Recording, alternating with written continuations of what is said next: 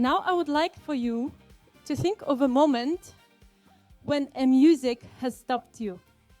You know, when you hear something and it starts beating in your heart and you start experiencing that emotion that maybe you were not expecting in that moment. Maybe it was a song that your grandmother used to sing. Maybe it was a tune that was playing all summer when exactly the year when you fell in love.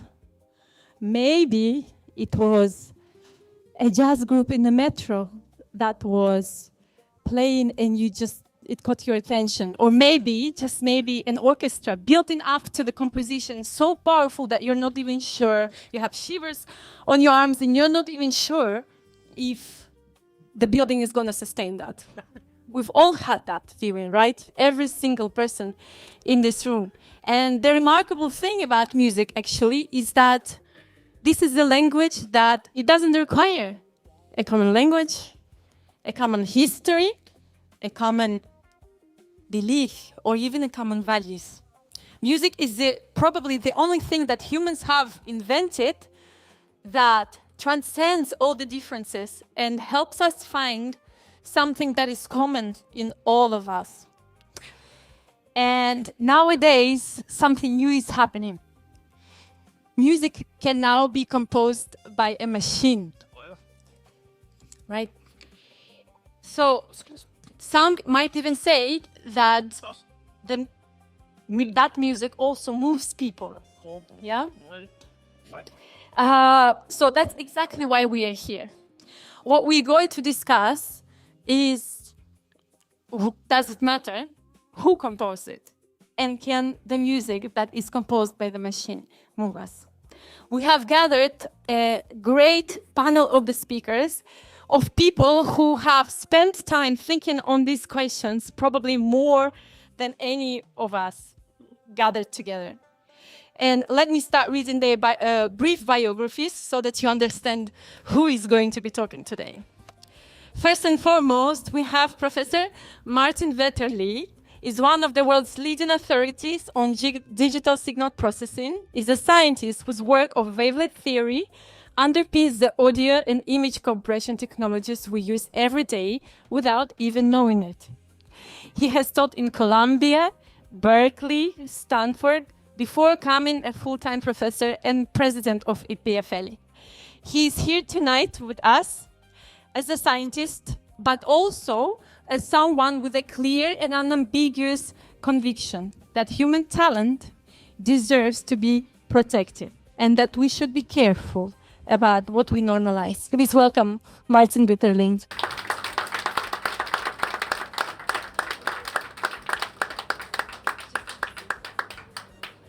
Next, we will have Paolo Prandoni, who is a senior scientist in signal processing at EPFL, where he co-created with Martin one of the most widely studied online courses in digital signal processing, taken by tens of thousands of engineers around the world. He is co-author of a musical that was performed in Broadway in New York. And when Paolo listens to AI-generated music, he hears simultaneously as an engineer, but also as a musician. Welcome, Paolo.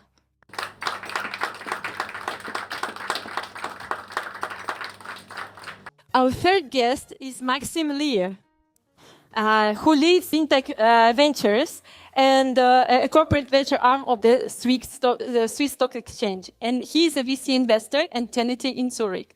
He is the one who has probably seen more FinTech decks than you and I have listened to jazz music. He burned himself in early crypto days, and when he looks at AI music today, he tells me it feels very familiar. He's here to tell us where AI music is about to follow, whether it will follow the same path as FinTech. Welcome, Maxim.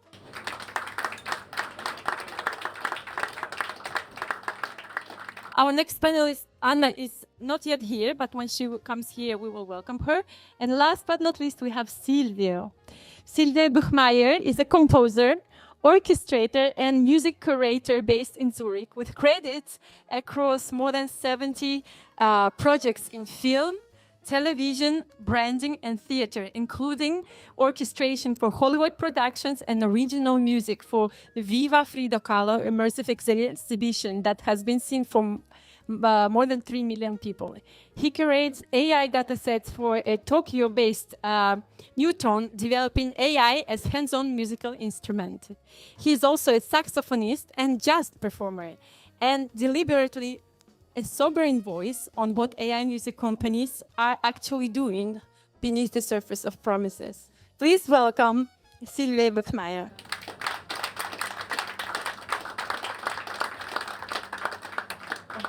So my first question may be for you, Paolo, actually. A musician trains years to bring his or her own voice into something that is written as music. Can AI, once it learns, do that? Or is it always going to be just a very nice imitation? That is a very good question. I would answer with another question, which is probably the theme of today's talk. Does it matter? Of course, the training is important, but what does the training bring to the relationship between the musician and the listener? It's an identification. It's the fact that you're listening to a human effort becoming art. But there is also a different effect. There is just the oral effect or the musical effect. And sometimes the connection is not necessarily with the composer, with the artist, but with the other listeners that are sharing the experience. And in that sense, perhaps the training and the hardship of the artist are less relevant. There are forms of music that are uniting. People just want to be less alone, and the shared experience is sometimes what's the most important part. I don't know if that answered the questions, but I'm saying for the listener, probably it's not that essential. So when a fully generated AI artist tops streaming charts, and people might not even realize that it is fully done by a fully generated artist, what do we think of that? Where do you draw the line between AI as an instrument that empowers creativity, or AI is something that is quietly replaced? Thanks very much. Well, there are several answers to this one. The first one is an anecdote, but I'll have to tell you the anecdote. Well, we're hiking in Spain in a very remote place, and we sit in a bar, and there is music playing all night, right? And there is just a picture, and it sounded quite cute, but the bar was, very noisy. So in the end, I search and so on. I discover it's a famous artist called Laia Noir. Maybe some of you know her. She has millions of views on YouTube and so on. But then if you dig further, she doesn't exist, right? She was completely created by AI, by some Argentinian artist who is specializing in creating art with AI. And so when I pay the bill, I ask the guy serving, I say, okay, do you know this musician, right? He says, yeah, she's very famous in Spain. I say, but she's an AI artist. He says, no, not at all. She is so famous, her band is famous. And so I'm thinking, that's what's going to happen, right? I mean, people will not know if it's real or not, and the people who are going to lose out are actually real musicians, right? And at some point, creativity will suffer because it will all be regurgitating stuff that is already around, right? And the other one is, of course, the human experience. I've been to concerts which have been extremely touching. I was just listening to Marta Eggerich 2 days ago. She's 85 years old, right? She plays like a goddess, right? And I don't think she could be replaced by AI because, there is also this little thing the Japanese call wabi-sabi, which is you're very close to perfection, but there is a little imperfection which makes it human, right? And in the end, we listen to music because we like other humans, we are social beings and so on. I don't want to listen to a computer.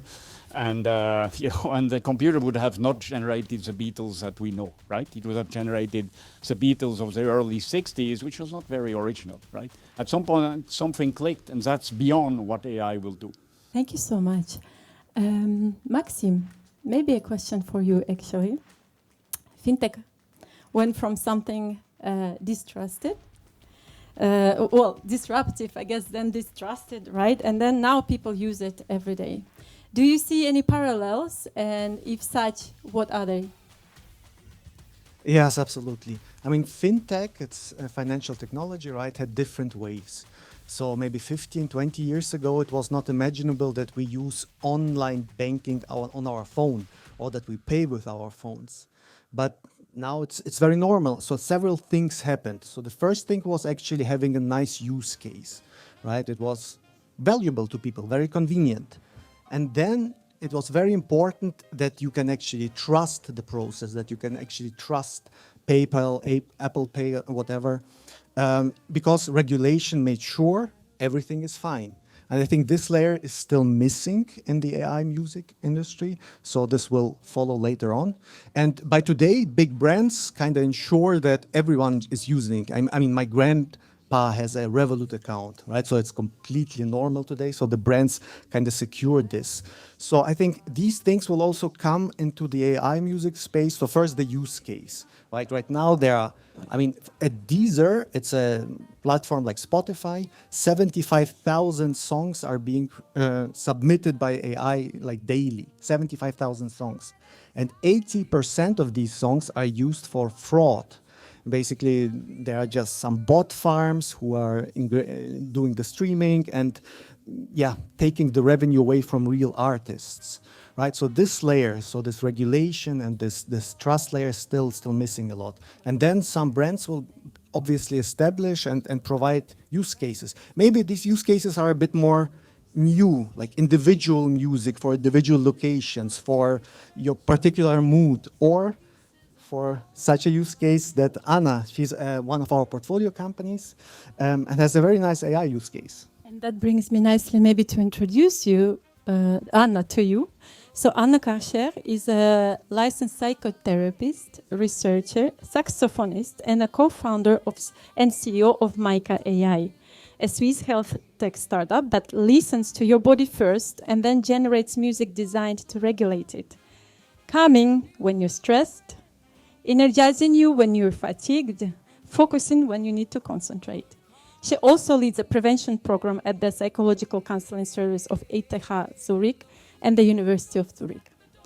Anna brings what very few of us have in this room, a scientific understanding of what music does to the nervous system and a musician's understanding of what it does to the soul. So Mica AI listens to the body first, right? Then creates the music. Does it matter to the users whether the music was made by a human or the machine if it works? And does it matter to you?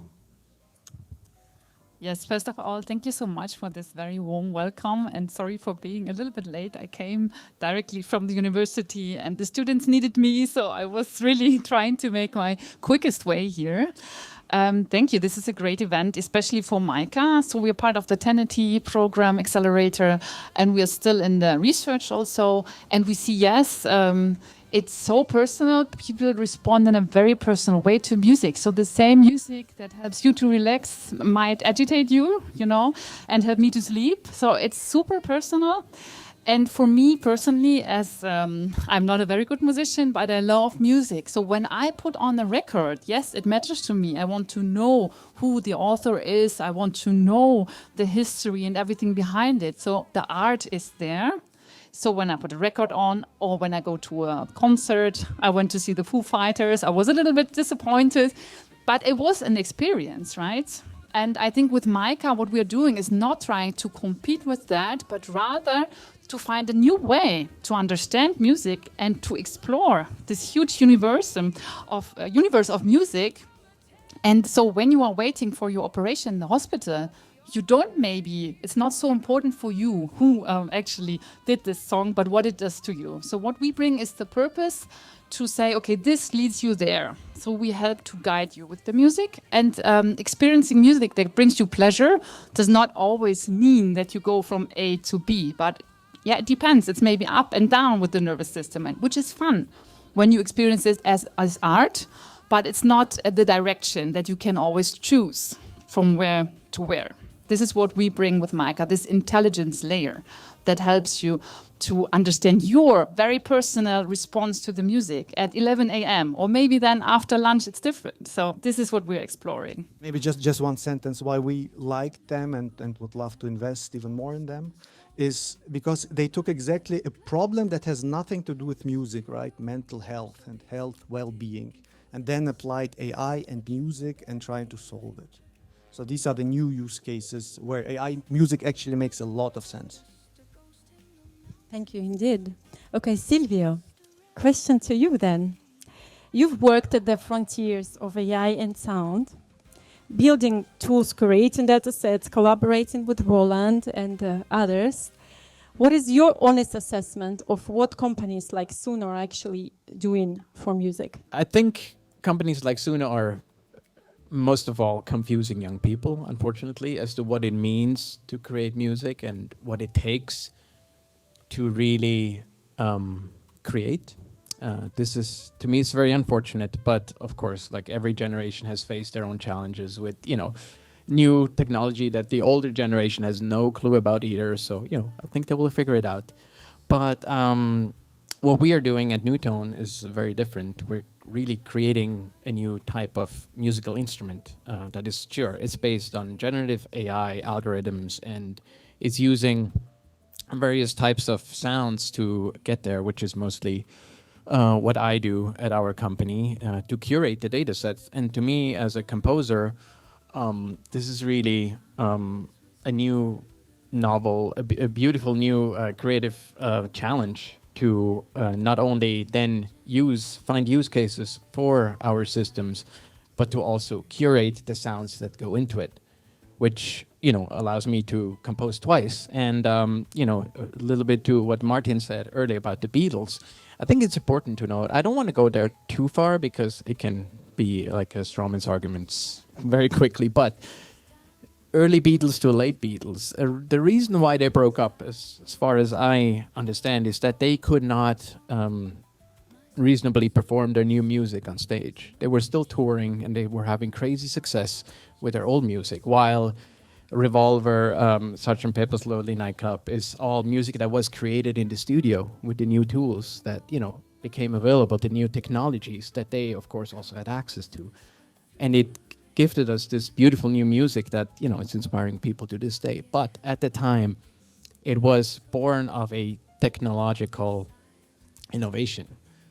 So that's what I hope maybe Suno and UDO and 11 Labs, so many companies are working on this. I hope they will turn around at some point and realize not everybody likes to prompt a music model. It's really awkward. I'm having trouble articulating with my clients what the music should be like. So language is just not a good interface for music creation. So I hope they will take all their incredible engineers and maybe start building tools that really contribute to art and society. Thank you so much. Now you all heard the 5 angles that are represented here, and maybe I should give you the chance to ask your questions. Yeah, maybe a question, Patrick, with Innovo here. Does it matter the culture of the people listening to the music? Does it have an influence if you're from South America or from Asia?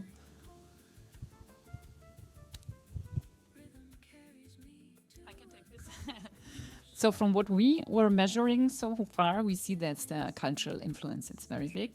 And it is that the music, has a more positive effect, but it doesn't matter that we also need some novelty in the music. So there can be surprises as well.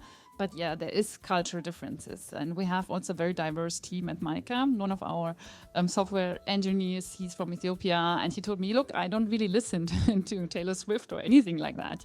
I listen to my kind of music.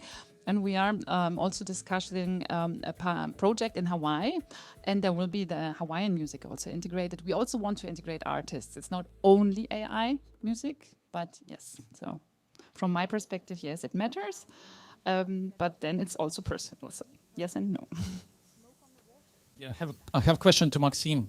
So you already mentioned the parallel between fintech and AI, blockchain and AI. So considering these parallels, what kind of risks you see for AI if we use experience of blockchain and fintech?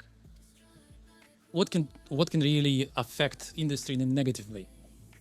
I think the loss of trust, right? Because in the beginning, Bitcoin and all the cryptocurrencies, they have been all for criminals who didn't know what happened. Then FTX and the big exchanges and there has been a lot of fraud, and people got sentenced, and real people lost a lot of money, myself including, unfortunately, right? Especially when you are in the beginning and you had like 20,000, by now it's probably more than 100,000 different coins, shit coins you call them. Like, where do you invest? Each tells you a different story and promises the bright future. So people don't have a trust, not only in the project itself, but also, is it like a fraudulent project per se?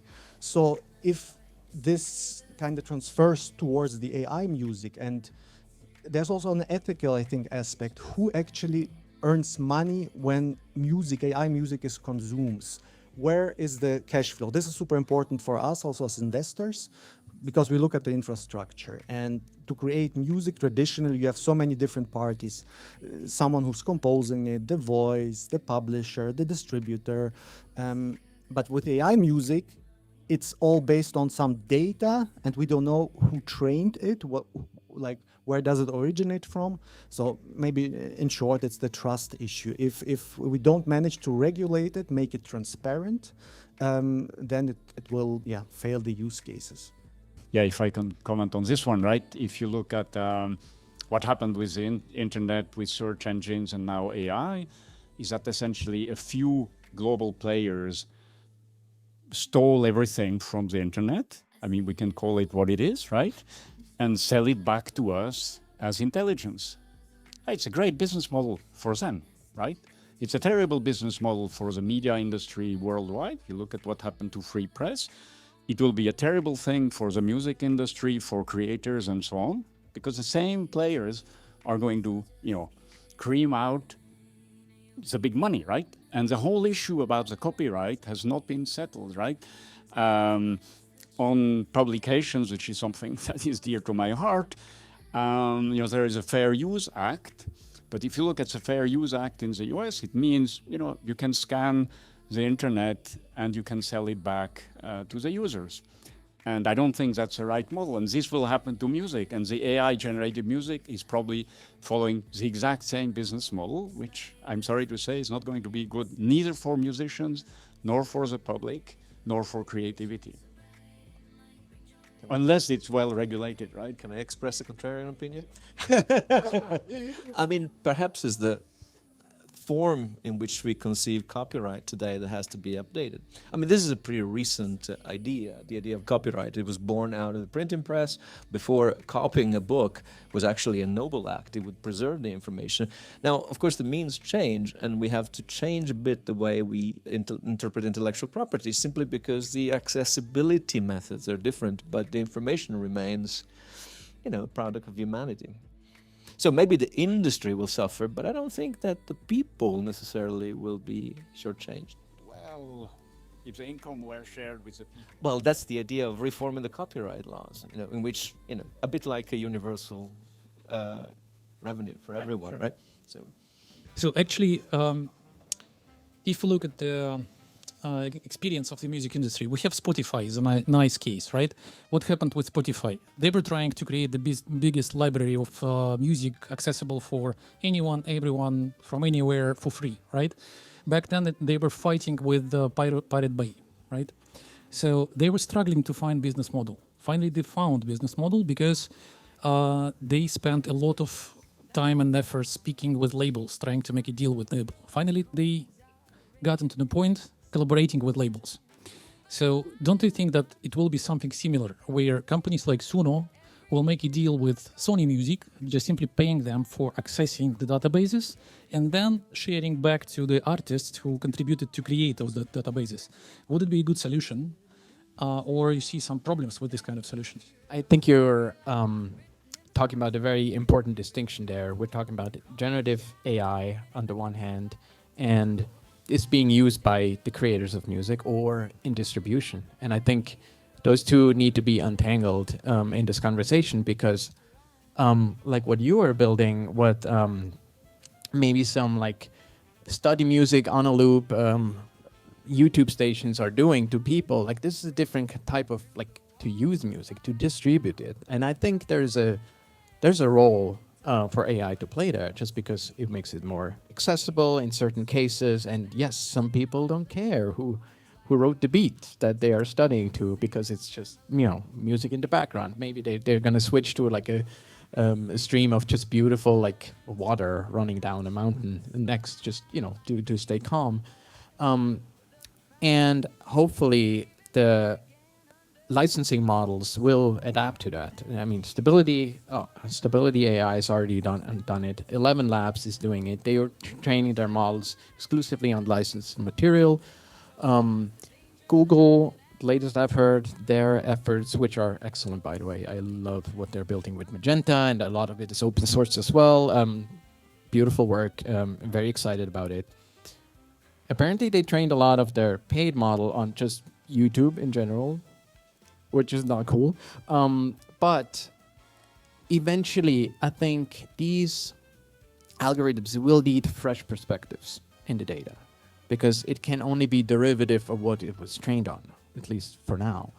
So novel voices, novel artists, and especially underrepresented music that is not like in 4/4 in a steady beat, which is easy for AI to replicate, but rarely how people really make music, at least in some part of the world.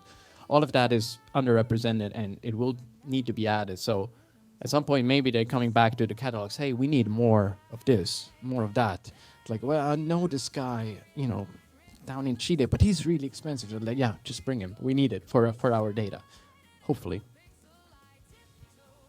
Thank you. Anybody wants to comment? Yes, I saw that.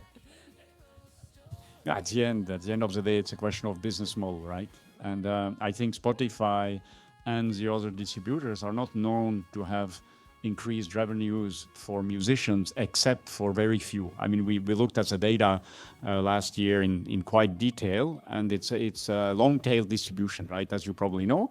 So the big artists make a lot of money, but then very, very quickly it goes down to something ridiculous, while the record label executives still drive in limousines, right? And so that's my concern, is that every time you get a monopoly or a duopoly or whatever, concentration of of wealth creation does not go where it should go, which is in the end the creators. And that's why I'm a little bit disturbed by where it goes right now. Yeah, of course. Well, I'm globally worried about it. Maybe again a fintech perspective, and your question is a bit, I want to bring it to a more strategic level, right? You have an industry, music industry, where you have 3 or 4 major labels that have a lot of power, right? And now the question is, can AI music kind of go against them and revolutionize it? I don't think so, because in fintech it was the same. 10 years ago, 15 years ago, we have been thinking about the ideal decentral system where peer-to-peer banks are not needed. What now?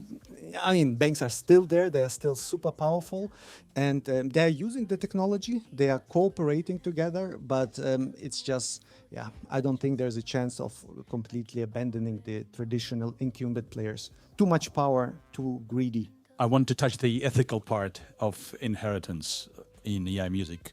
And I wanted to go back to the biggest milestone maybe in European music is Bach. Haydn built his fortune on the shoulders of Bach, Beethoven on the shoulders of Haydn.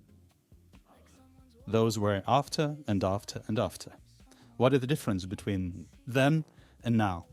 The difference is that now we know how to monetize. Differently monetize through time, and we can control it. This is the only difference between now and then. And being a creative person myself, doing AI music and doing offline music, I can say that AI did the biggest revolution in music, maybe since inventing the recording technique that happened. It's not about replacing the musicians. It's about giving the opportunity to create tracks and to express themselves to hundreds of thousands of people who would never do it without AI. So the ethical part, definitely there is a copyright issue. But on the other hand, we have the evolvement of humanity, in my opinion. What do you think on that? I have just a funny answer, which is like in Bitcoin, you have a proof of work. And so Haydn built his career on the shoulders of Bach, but he showed proof of work. And so did Beethoven, right?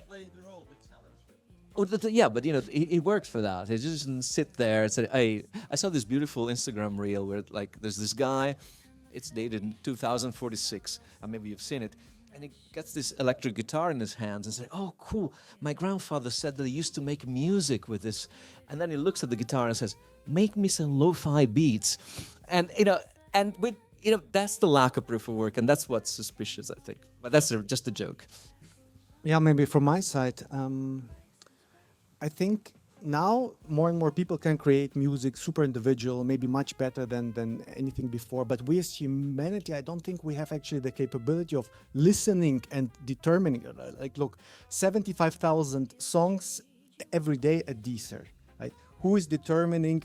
Is it a good song or is it a bad song? It's impossible to actually work on this, right? So again, coming back to the question before that, the big major labels have the power to distribute. So distribution power and monetization power will still play a role. And also, like in the beginning, it was said that still a personal story, someone, an artist, is still needed. Right, so purely AI music is for me sooner it's like a vending machine, right? Everyone is trying and prompting music, but at the end it's just a nice toy. That's it, right? And good people like him will probably make use of it much better. And yeah.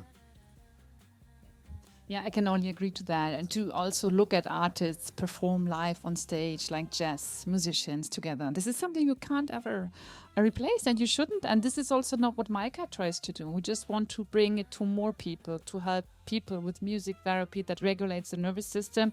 It's not about replacing artists. It's the opposite. And I also play music myself with my cello or with my sax. This is about my expression then. It's my personal music therapy. I won't stop doing that because I love it.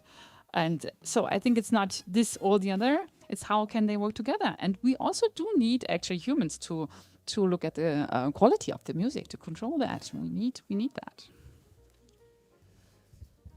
Okay, maybe one last question. My name is Anton. I would like to give you a sort of the business case and really curious to hear your opinion. I'm from video games industry. Part of the investor side and the publishers and also the development studio as well, which is very important in this case. The collision currently on the market, specifically for story-rich, like very deep narrative games, similar to cinema or films, wherever, is historically, there's a huge layer of service providers, also musicians, helping studios to create the music or the sound or sound effects, etc., etc. Currently, economically, on one hand, and also working as my partner, for example, as a creative director, he's able to create and put his vision directly through the AI in the final result he has in his head, rather than explaining to the most talented, composer, wherever, and sort of get the final result he imagined in the hand, and it's like 99% like accuracy rate. So economically, super beneficial. And also it's the straightforward road to the final result he's expecting. But the collision on the market is that currently we still have in the video games industry the cancellation culture for AI. As soon as you have on the video game the brand AI, I don't know, enemies, AI music, AI whatever, cancellation, like all the bloggers, like they could kill the game, they could kill the studio. So everyone is super afraid to like put any AI mark. So very interesting. So it's the real business case with the collision between economics and how it evolves with the market.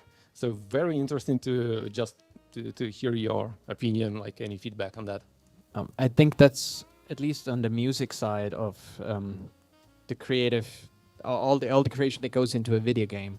I think that's an excellent case of creation using generative AI in the creation versus in distribution. I can totally see a world where a composer creates all the custom music, all the layers that have previously been, I personally have never composed for a video game, but just in a nutshell how it works. there are compositions that are maybe like 5 minutes long, 9 minutes long, anything in between, and they have different layers, different sound layers. So you're out there exploring the world, all is cool, all is chill. Oh, and then you get into a fight. So a layer is added to the music to create the intensity that the game should have, and the feeling that the music should evoke. And it's done like a mixer would, like a DJ would, or somebody in a studio. And traditionally, at least the algorithm, the game does it automatically, but it's the same principle. I see in that case, honestly, I see generative AI doing this much more effectively, where it can still use something that was composed by a human with like all the creative intent and all the collaboration that goes into creating a video game. But then in the course of the game, the music itself is generated. And I don't see a problem with that. To the contrary, I think that's cool. We should really do it. 30 years ago, nobody was even imagining how amazing games could feel and sound and look. And now the music can be even closer to what people experience while still being like curated and created with intent. So I hope, well, maybe the backlash from the public is necessary because the legal backlash is absent. So maybe that's good. But yeah, I'm very pro. I just hope there will be like, nothing that has to go to the cloud, something that can run on device. So, people can at least own that part of the, experience. So then maybe I would like to wrap up with one last question to all of you, and maybe answer it from the angle where you come from, yeah? Which version, let's say, of or use case of AI-generated music you would actually celebrate? For me, of course, it's about the effect and the direction. And if you can make that better and you can help people to really recover from stress. I mean, we all face stress, but it's so difficult to regulate the nervous system in the everyday life. You probably all know that. So I think if music can help with that, it's a great thing. Like, we really want to promote health and make it more accessible to everyone through music. But I think there might be also different use case for AI and health in general. So I hope it will bring more health and wellness to the people, more scalable way. So this is what I really celebrate, if it makes the world a better place. I know that's cheesy, but this is why I study psychology, psychotherapy, and now really try to make this startup really part. Yes, thank you. At Newton, we have made a project working with children with disabilities. Some of them are in a wheelchair, they can barely move. And we created a version of our software where any type of sound or any type of movement they make gets translated into whatever they want. So we curated data sets. They decided they wanted to have a jazz quartet, funny enough. So they wanted trombone, saxophone, drums, and bass. So we curated data sets for each one of them to have one of these instruments. And then just with their whatever movements they were capable of doing, they were like playing a concert together, and it sounded like nothing no musician would ever do, and they had the most fun in their life. And I think that's the type of musical experience we want to enable with generative AI. I mean, very, very nice cases, both making the world a better place. I'm on the contrary, as a VC investor, my question is, how can I make money? Where can I invest in this AI music hype? So it would be in the infrastructure. I'm looking for a startup currently that kind of solves the problem, the money flow of AI music back to the creators, right? And the startup has to go in between and actually make money. So when there is a gold rush, sell shovels, sell logistics, and as a VC investor, you invest in the companies who sell shovels, who solve the logistics. And looking for such a startup. Maybe it's a kind of nutrition label for AI music, which says, where does it come from, who created it, who's publishing it. Something like this is still missing. Also the copyright aspect, and would love to invest in such a startup and make money out of it. Absolutely. No, I think an important difference that was highlighted maybe in passing is the difference between AI in general and generative AI. So I'm interested in AI in music, not so much to create new music, but I am fascinated by the analysis tools that we have today. For instance, the way we can extract stems, tracks from old mixes and study the parts of musicians. It's a great tool to help musicians or music lovers learn and better understand the music. That part, I think, is extremely important, just as important as generative AI, and I'm more in favor of that. Difficult to add anything here. Makes the world a better place. That sounds like a good project. I think AI or technology in general has power to help people be more creative, and that would be super positive. And I think it, the history of music has been the invention of instruments to allow, Bach was mentioned, right?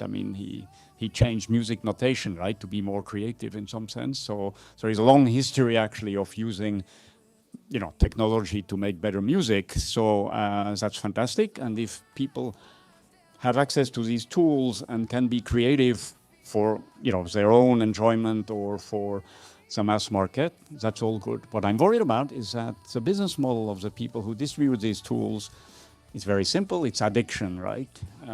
If you have used ChatGPT and Syncopathy and so on, the only purpose of these tools is like, any addictive product is that people come back, use it again and so on, and do not necessarily leave the beaten path, do something very original, something very different. And most of the stuff is also influenced by the very large data sets that are already there. And I don't want to go into statistics, but of course it's super biased by the Anglo-Saxon world, the sort of music we already have, which is already dominated by Anglo-Saxon music and labels and so on. And so this will create what I call the Coca-Cola of music, right? and I'm not looking forward to that one. So I really like, the idea that we have 7 billion agents, but the agents are human beings who can express their own creativity. So what we've heard today hopefully helped us to answer that question. Does it really matter who composed it? And I think in the end, if I were to sum up, this discussion is maybe less so about music, but more about ourselves. What is it that we value? What is it that we want or willing to call art?